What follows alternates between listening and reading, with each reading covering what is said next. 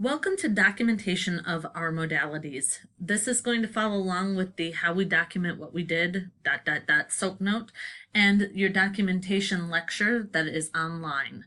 So as we go through, we're going to review the different documentation types or the different parts of documentation, specifically our SOAP note format, review objective and assessment, in potentially more in depth than you've seen it before.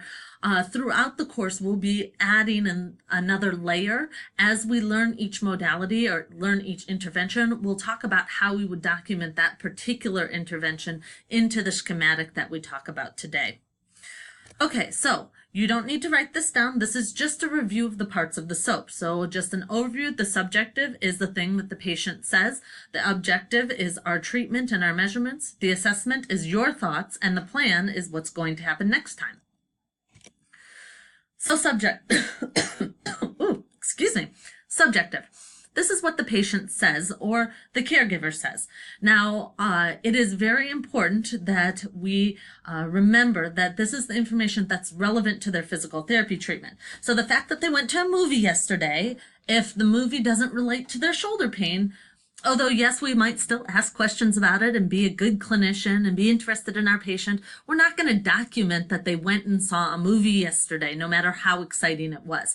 Now, if seeing the movie caused an increase in pain, that would be, or seeing the movie was limited by this pathology, those would be things that we'd want to document.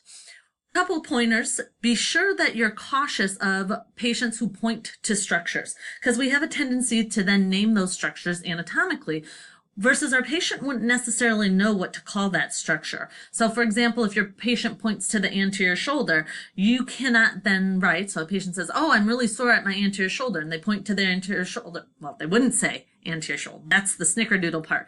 They would say, oh, I hurt right here, and they'd point to their anterior shoulder, and you'd write down, patient reports pain to supraspinatus insertion.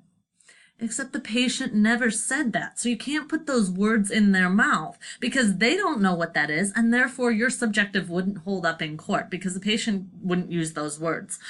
So just be cautious of feeding the patient information, especially when we're gathering our subjective data. We also don't want to put words in their mouth, such as, oh, I see last time you had 3 out of 10 pain. What's your pain right now?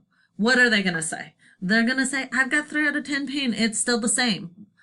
Instead, ask an open-ended question. So what is your pain right now? And then afterwards, you can compare it to the previous time. Same with walking distance, all the different subjective informations. We don't want to feed them or put words into their mouth.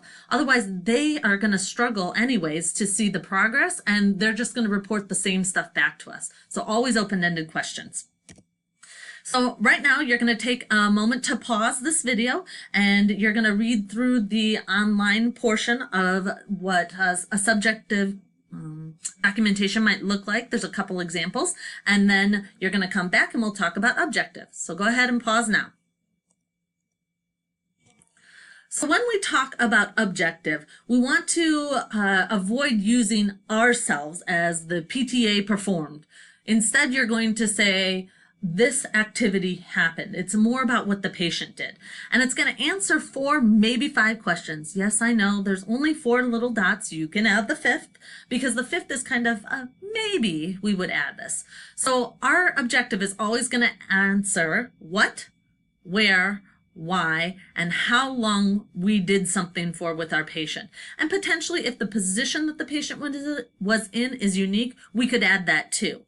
We could also add before and after measurements or tests, and included in this what could be exercises, manual intervention. It could be instructions to the patient, giving a HEP, a home exercise program. All of those would be included. Gait training could be in there, all included in the objective. Now, you can number, or you can do a paragraph format. It's really your choice what you want to do.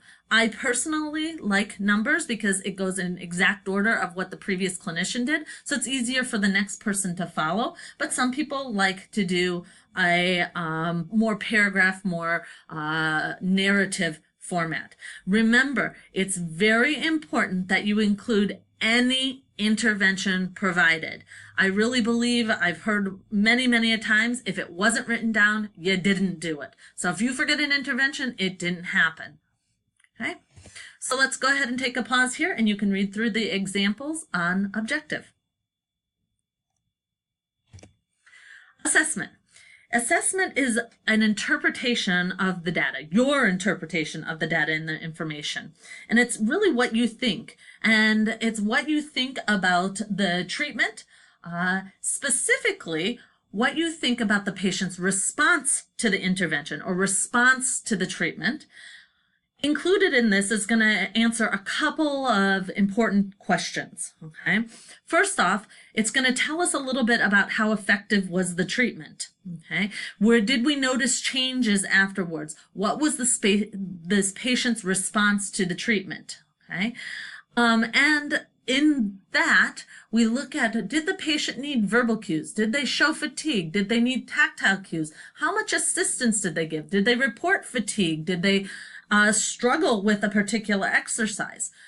We're going to assume that unless otherwise stated, things went well with your patient. So you're going to tell us the struggles in this area. And also, what were the bonuses? That you did soft tissue and they reported decreased stiffness after intervention. That's going to be important in how effective the treatment was. The second question that's going to be answered is is the patient making progress towards the therapist's goals? You don't need to rewrite the goal, okay? But you're going to need to make a statement about whether or not you feel this patient is making progress. And it can be something as simple as patient is making mild progress towards range of motion goal as evidenced by an increase in shoulder range of motion. Notice I cited what the goal was. How much progress? A little bit? A lot of it? Now, I stay away from telling you guys to have an achieved goal because unfortunately our patients fluctuate. So you don't want to state that they achieved a goal one day and then the next day they're not better. So if someone's looking like they're getting ready to achieve a goal, they're having excellent progress. In this, we also may want to include why we need to continue working on therapy. So patient is making excellent progress towards range of motion goals, yet continues to struggle with muscle strength and will require continued skilled care. So it says, why should I pay you for today's treatment? Because they're making progress. Why should I pay you for tomorrow's treatment? Because they still need work. Finally, in the assessment, you might include any inconsistent data. Maybe someone's subjective does not match their objective. They're telling you they can't reach overhead, and yet when you measure them, they're at 120 degrees. They're telling you they have 10 out of 10 pain with sit to stands, and yet they go from sit to stand without grimacing. Those are some inconsistencies. Let's go ahead and pause here to read through the assessment component of your online lecture. The final piece is plan.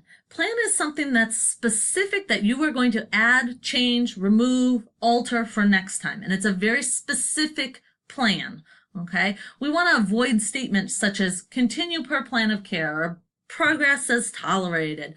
Those are boring and they don't help the next person. Consider your plan a gift to the next person who sees this patient. It's a gift, and it could be you.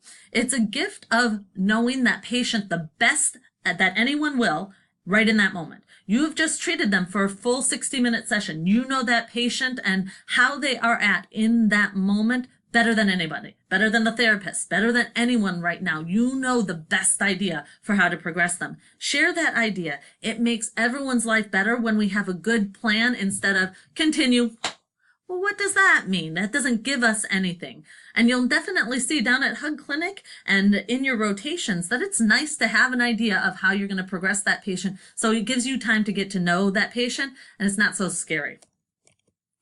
Okay, that's all, folks. One last bit before you go ahead and stop this recording and read about plan is remembering that SOAP note writing is very difficult. It's very, very difficult. And sometimes it's easy to use some catchphrases like continue per plan of care or patient tolerated treatment well.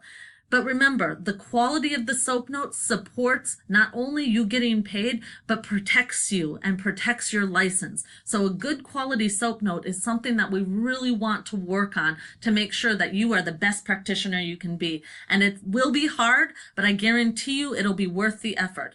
The assessment is the hardest piece. It is what we're going to work the hardest on, but it will be worth it to protect that license that you've worked so hard to get. We'll talk again soon.